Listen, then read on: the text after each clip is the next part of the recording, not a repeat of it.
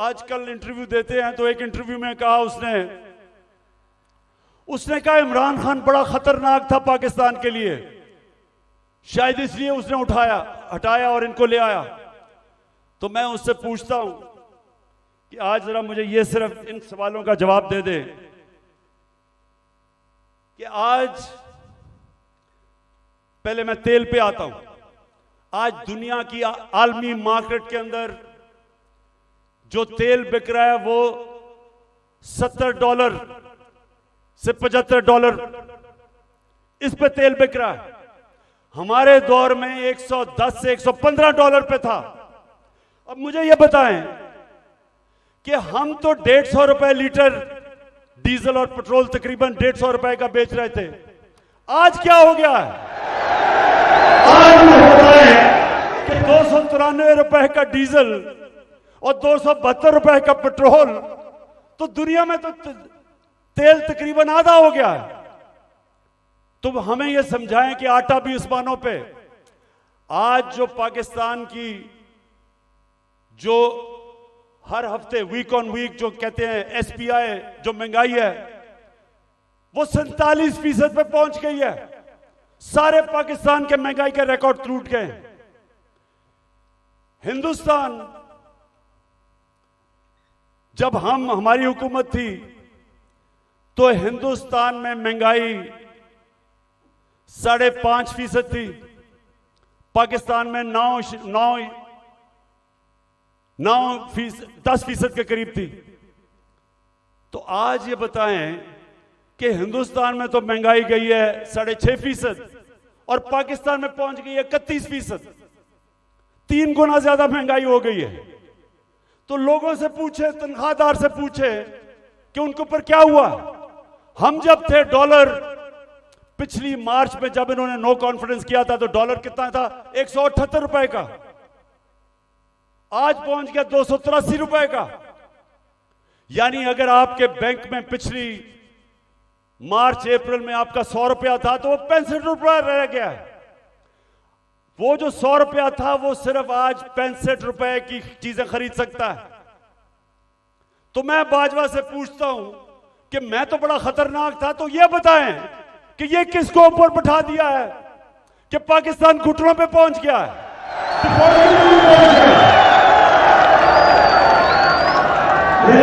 आपको आज से 10 महीने पहले मैंने एक स्टेटमेंट दी थी, समी इब्राहिम के साथ वो इंटरव्यू था। तो ये जरा छोटा सा क्लिप ये देख ले। ये आज से 10 महीने पहले था। तो इन्होंने असेंबली में कहा कि इमरान खान को गद्दार डिक्लेयर कर दो। मेरे ऊपर उन्होंने पार्लियामेंट में कहा कि रेजोल्यूशन पास करो गद्दारी की। उधर क्लिप 10 महीने पहले ये कहा था। आज खुद इनका डिफेंस मिनिस्टर कह रहा है कि हमारा दिवालिया निकल गया है। इसहाक डार सेनेट के अंदर कहता है कि हमें आईएमएफ कह रही है कि जो हमारा लॉन्ग रेंज मिसाइल प्रोग्राम है उसको रोको। आईएमएफ ने कहा हमने नहीं कहा। तो मेरे पाकिस्तानियों आज गौर से सुन लें, जब एक कौम माशी तौर पे जब वो गिरती है तो जैसे ही वो गिरती है उसकी नेशनल सिक्योरिटी मुतासिर होती है। जब सोवियत यूनियन दुनिया की दूसरी बड़ी ताकत, सबसे बड़ी फौज, लेकिन जब माशी तौर पे वो गिरा तो वो टूट गया। हम भी आज उधर खड़े हैं।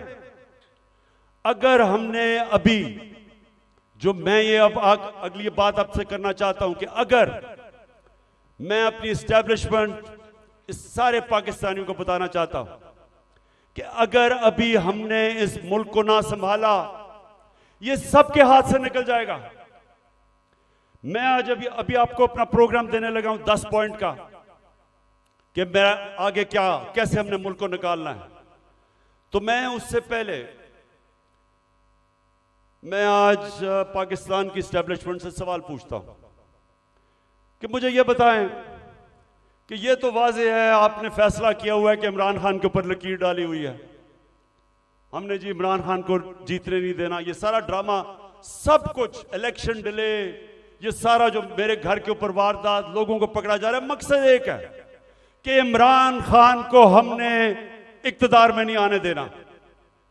तो मैं आपसे पूछता हूं कि अगर चले ना आने दें, लेकिन अपना बताएं कि आपके पास कोई प्रोग्राम है? क्या आपके पास कोई प्रोग्राम है मुल्क को इस तबाही से निकालने का? क्या कोई रोड मैप है? मैं चैलेंज करता हूं कि ये जो ऊपर लोग बैठे हुए हैं, इनका इनके पास कोई अहलियत है, ना इनके पास नियत है। इन लोगों के तो सारे पैसे बाहर पड़े हैं। ये तो पाकिस्तान से जब मसला आता है ये बाहर भाग जाते हैं। तो इनके पास, अगर आप कोई समझते हैं कि ये मुल्क को संभाल सकेंगे जिस तेजी से हम नीचे जा रहे हैं, तो ये तो नहीं होने लगा। तो क्या आपके पास अगर और कोई प्रोग्राम है तो बताएं। अगर आप मुझे आज ये कह दें कि हमारे पास ये प्रोग्राम है, इससे मुल्क उठ जाएगा और इसलिए इमरान खान आपको नहीं आना चाहिए, मैं कहूंगा ठीक है, मैं अपने मुल्क के लिए पॉलिटिक्स कर रहा हूं, मुझे कोई क्या दे सकता है कोई, तो मैं ठीक है। लेकिन मुझे बताएं कि क्या प्रोग्राम है, क्योंकि मुझे पता है किसी के पास कोई प्रोग्राम नहीं है। प्रोग्राम अब ये मैं आपको बताने लगा हूं क्या है पाकिस्तान को। जिधर आज पाकिस्तान पहुंच गया है, कोई आसान रास्ता नहीं है इसको इस मुश्किल से निकालने का। अब सारे मुश्किल फैसले हैं, लेकिन मुश्किल फैसले वो कर सकता है जिसके पास पब्लिक मैंडेट हो, जो इलेक्शन से पब्लिक की वोट के जरिए आया हो, जिसको पब्लिक जिस पे एतमाद करे, वो बड़े बड़े फैसले करेगा। वो इस मुल्क को जब तक एक वो जमात जो गवर्नमेंट में आएगी पब्लिक के मैंडेट से, पब्लिक की वोट से, वो पहला कदम होगा। क्योंकि जब एक 5 साल के लिए हुकूमत आएगी तो लोगों को, बिजनेस कम्युनिटी को एतमाद होगा कि पॉलिटिकल स्टेबिलिटी आ गई है। उसके बाद अगला स्टेप होगा। और मैं आज आपको बताऊं कि हमारा मसला क्या है। हमारा 2 मसले हैं।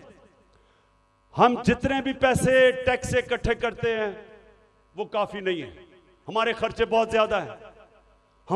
हमें कर्जों के ऊपर किस्तें देनी पड़ती हैं, वो बढ़ती जा रही हैं।